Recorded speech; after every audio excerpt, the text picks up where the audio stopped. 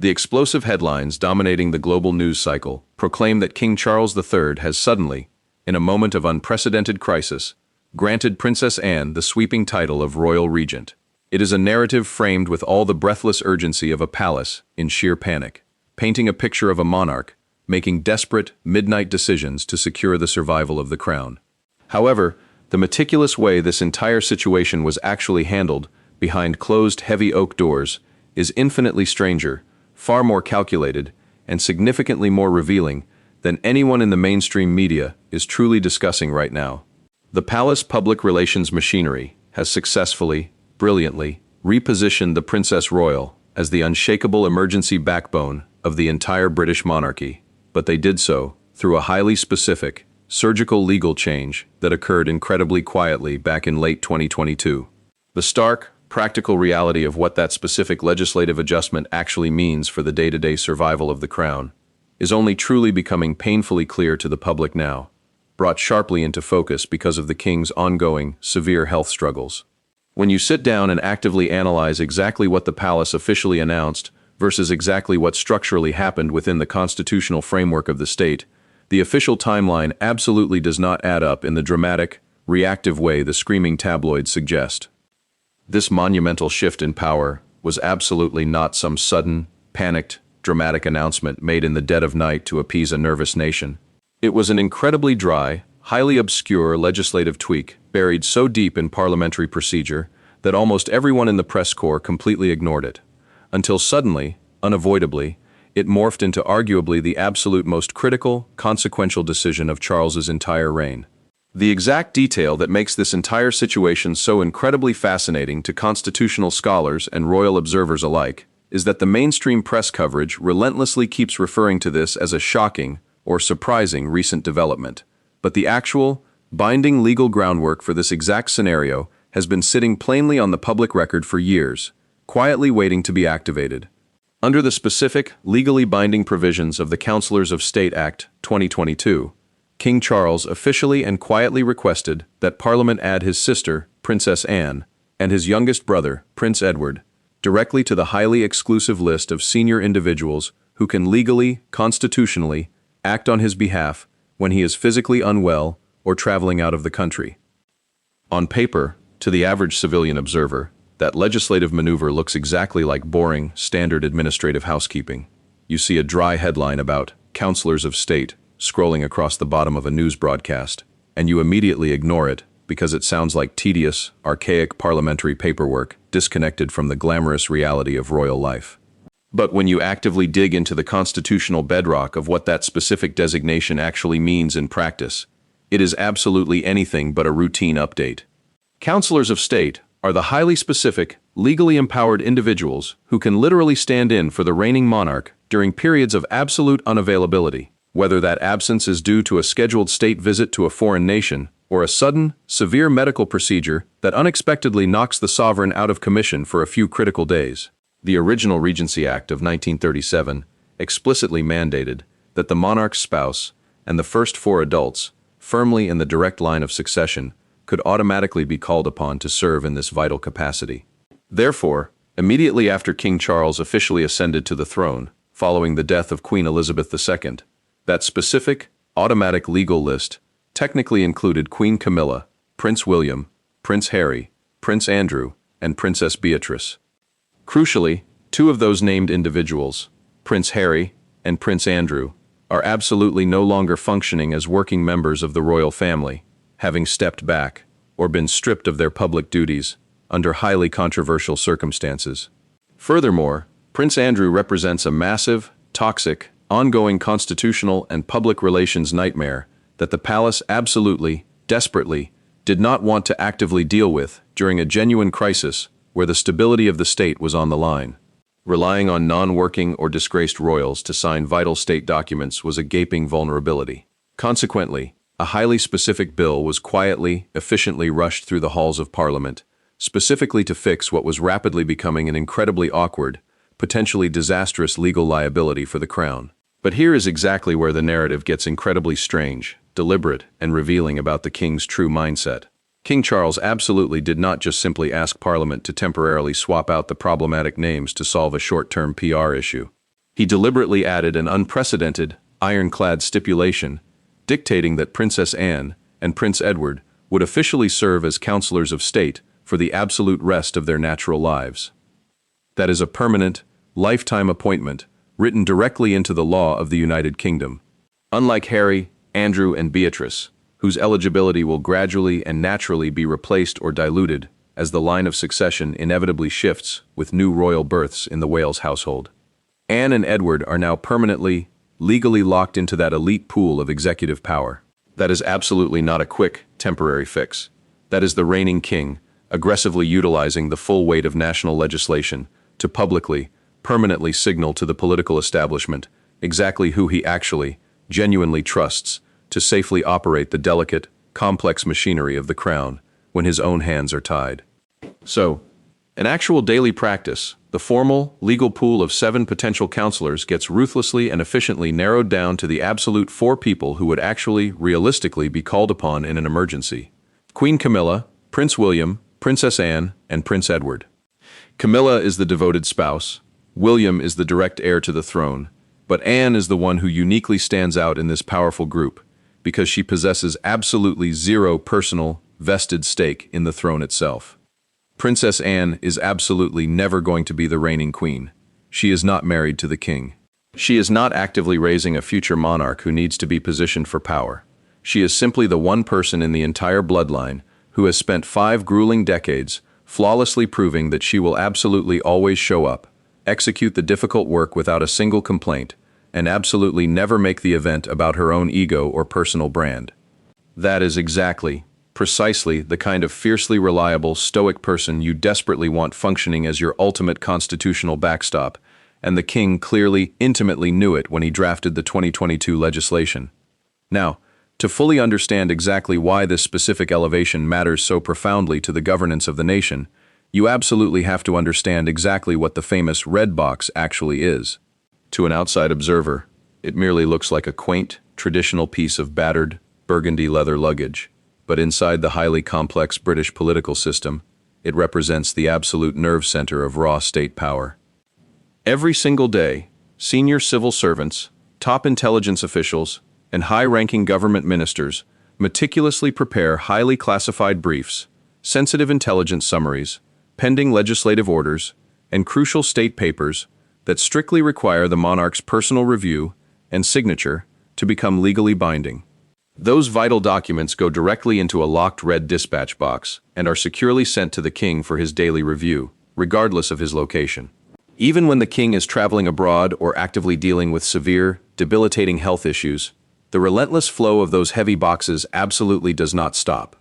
The massive apparatus of the government must keep moving. Laws must be enacted, diplomats must be recognized, and the state must function. Counselors of state are legally authorized to handle highly specific, vital constitutional functions on the monarch's behalf, and those critical functions explicitly include officially attending Privy Council meetings, legally signing routine but necessary state documents, and formally receiving the diplomatic credentials of new, incoming ambassadors. Because of the lifetime appointment secured in 2022, Princess Anne now possesses the absolute, unquestionable legal authority to execute all of that high-level state business.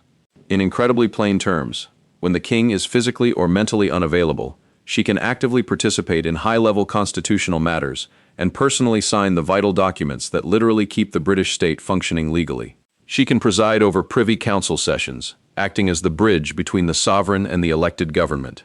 She can formally receive international ambassadors, representing the United Kingdom on the global stage. She can essentially, legally govern the country in his name. That is absolutely not a mere ceremonial role designed to look pretty in photographs. That is absolutely not a fluffy, symbolic title designed for good public relations. That is raw, real executive royal function, the actual, legal capacity to act with the full authority of the sovereign when the king cannot. And given the grim, undeniable reality that King Charles is currently fiercely battling cancer and carefully managing a highly demanding, exhausting treatment schedule, this immense power is absolutely not theoretical. It is highly operational right now. It is important to note that there are indeed some absolute core constitutional functions that counselors of state are strictly forbidden from performing under the law. Those supreme powers remain exclusively, legally tied to the sovereign himself, serving as the ultimate safeguard of the monarchy. These non-delegable powers include his specific role as the ultimate monarch of the other independent Commonwealth realms, the immense, unilateral power to officially dissolve Parliament, except upon his very explicit, written instruction, the formal creation of new aristocratic peers, and the official hiring and appointing of a prime minister. However, aside from those very specific, rare duties, the vast majority of the day-to-day workings of a modern constitutional monarchy can now be completely, effectively managed by Princess Anne. That represents an extraordinary, staggering amount of real-world, executive power legally entrusted to a woman who has quietly spent 50 years demonstrating unequivocally that she can flawlessly handle it without succumbing to the intoxicating allure of power. The precise timing of this massive public realization of her elevation is absolutely not a random coincidence. It is direct cause and effect. Behind the heavy, wrought-iron palace gates, King Charles has been privately fighting a terrifying medical battle that has fundamentally, irrevocably altered exactly how the monarchy has to function, moving forward into an uncertain future.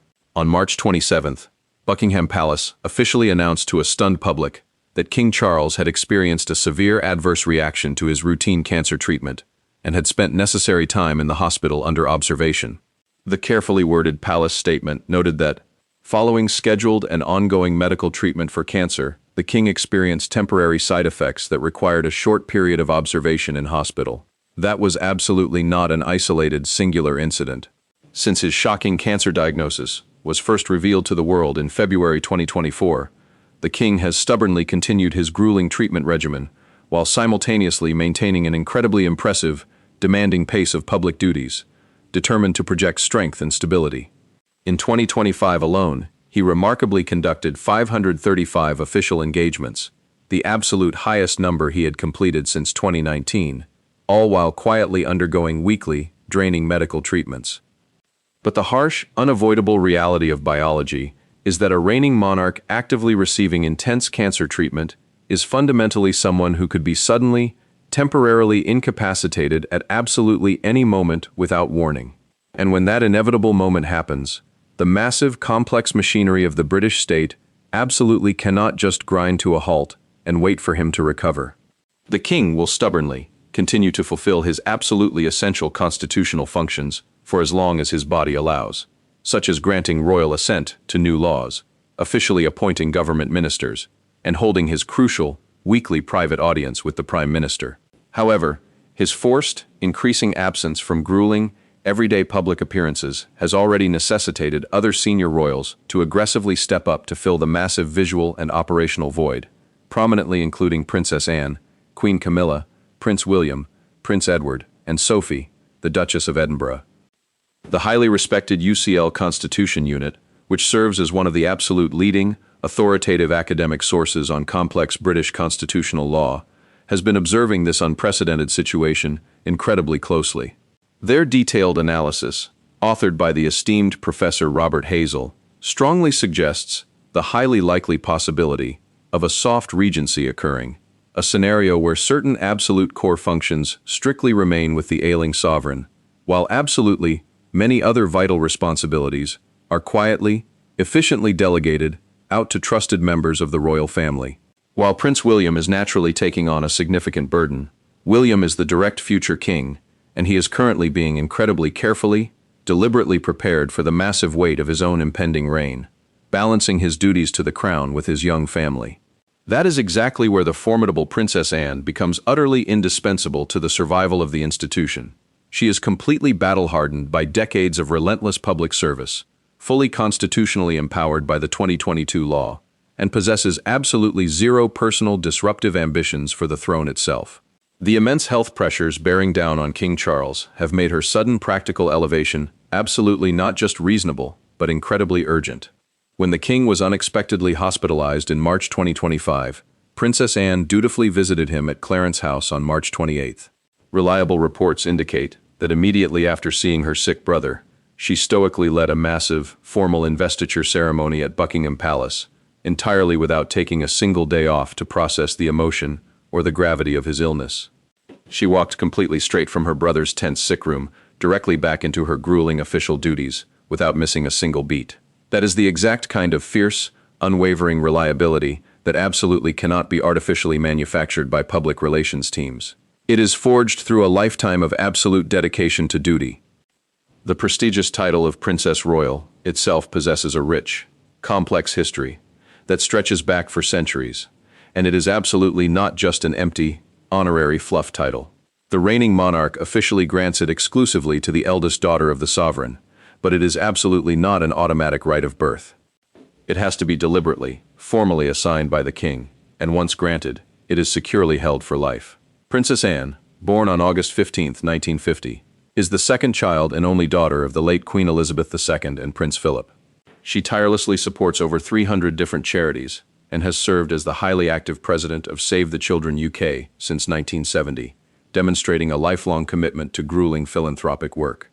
The late Queen formally granted Anne the esteemed title of Princess Royal back in 1987, a highly exclusive title previously held by only 6 other women in the entire long history of Britain. That specific weighty title places her in a highly unique, special position entirely separate from the messy, cutthroat politics of the line of succession, and is explicitly marked by the monarch's absolute highest level of personal trust. Because Anne also simultaneously holds the vital title of Counselor of State, which is now a permanent, lifetime role directly tied to her position, she uniquely possesses both an incredibly prestigious honorary title and the highly practical, executive constitutional responsibilities incredibly similar to those of an actual regent in waiting. That specific, powerful combination of titles and legal authority has absolutely never existed in this exact, concentrated way before in modern history. Only the king himself, the Prince of Wales, and the Princess Royal are legally permitted to host a formal investiture ceremony. Princess Anne incredibly often steps in seamlessly to host these major state events, as King Charles desperately attempts to manage his fragile health and exhausting schedule. She confidently presents national honors, warmly welcomes the distinguished recipients, and powerfully, physically represents the unbroken continuity of the crown itself. That is absolutely not just holding a fancy title, that is actively, visibly exercising raw royal authority on behalf of the state. The absolute primary reason King Charles explicitly chose Princess Anne as his main, unshakable support pillar is her undeniable, unparalleled track record of service. She is unequivocally the hardest-working royal in all of recent British history. In both the years 2023 and 2024, she was officially recognized as the absolute hardest-working royal, completing an astonishing 433 and 457 official engagements respectively. Year after grueling year, she completely outperformed the rest of the entire Windsor family, routinely attending several different events in a single day, traveling extensively internationally, and actively participating in charity events, military reviews, agricultural conferences, and major state occasions. Crucially, she executes all of this work entirely without complaint, absolutely without drawing unnecessary, flashy attention to herself, and completely without a slick publicist managing her image. In 2025, King Charles finally, narrowly surpassed her impressive numbers, completing exactly 50 more official engagements than Princess Anne, who still attended an incredible 478 events that year. However, even though she actually worked physically more days than he did, she simply had slightly fewer scheduled engagements on each of those days, while the king desperately packed his calendar much more tightly to project strength amidst his illness. Even after narrowly losing the media title of busiest royal to her brother, she absolutely did not slow down to rest. She actually sped up, with her 2025 total representing a massive 10% rise from her 2024 total. Royal biographer Dickie Arbiter described her work ethic perfectly. She just gets on with it. In 2026, she stubbornly continued to work incredibly hard, hosting investitures and aggressively returning to her royal work within exactly 72 hours of attending her son Peter Phillips's wedding. That relentless, ironclad work ethic is exactly what makes her absolutely essential to the survival of the crown today. King Charles's calculated actions regarding Princess Anne represent a highly strategic, foundational choice that will profoundly influence the stability of the monarchy for many years to come. Currently, the palace is desperately avoiding invoking the full, draconian measures of the Regency Acts, which would legally require Prince William to formally step in and rule as Prince Regent if the monarch absolutely cannot fulfill their basic duties. A full regency is a vastly much bigger, infinitely more disruptive constitutional event, involving aggressive debates in Parliament and a level of intense, brutal public scrutiny that the terrified palace desperately wants to avoid. But the brilliant existence of Princess Anne as a permanent, lifetime counselor of state masterfully creates a massive legal buffer. It essentially means that even in a dark scenario where the king is seriously, permanently ill, the essential day-to-day functions of the monarchy can seamlessly continue operating without ever formally triggering a messy, public regency. This soft regency scenario allows the king to formally remain king on paper, while absolutely everything else gets quietly, efficiently distributed among the counselors, with Anne undeniably taking on a massively disproportionate share of the burden. It is a highly calculated way of managing a tragic decline without ever officially declaring it to the world, keeping the fragile institution completely stable, while completely avoiding the massive trauma of an official, premature transition of power. This specific, unprecedented arrangement fundamentally changes the complex internal dynamics of the royal family. Prince William is the undeniable heir, but he is still actively finding his ultimate footing and defining his style as the Prince of Wales. He absolutely does not currently have the exact same profound depth of institutional experience that Anne has painstakingly accumulated over 50 years of unbroken service. The future absolutely belongs to William, but the fragile present desperately requires Anne. She is absolutely not competing with him for power. She is actively holding the institutional line, so that when William eventually, inevitably takes the heavy throne, he miraculously inherits an institution that is still smoothly functioning, still globally respected, and still highly relevant. Princess Anne is absolutely not the first royal woman to serve as a vital stabilizing force during a terrifying period of constitutional uncertainty. Queen Mary and the Queen Mother played similar roles in past eras. But Anne is fundamentally different from absolutely all of them, because she has been explicitly, legally given formal, binding constitutional authority. She is absolutely not just a comforting, symbolic figure of continuity. She is a highly active, legal constitutional actor, wielding defined, executive powers over the state. A princess royal, who is not in the direct line of succession, currently holding permanent, lifetime counselor of state status, effectively and legally functioning as a powerful regent in waiting, is completely unprecedented. The real story is absolutely not that King Charles suddenly, in a moment of panic, decided to trust his sister. The real story is that he quietly, brilliantly built a massive constitutional safety net years ago when he took the throne, through a dry legislative amendment that absolutely nobody noticed at the time.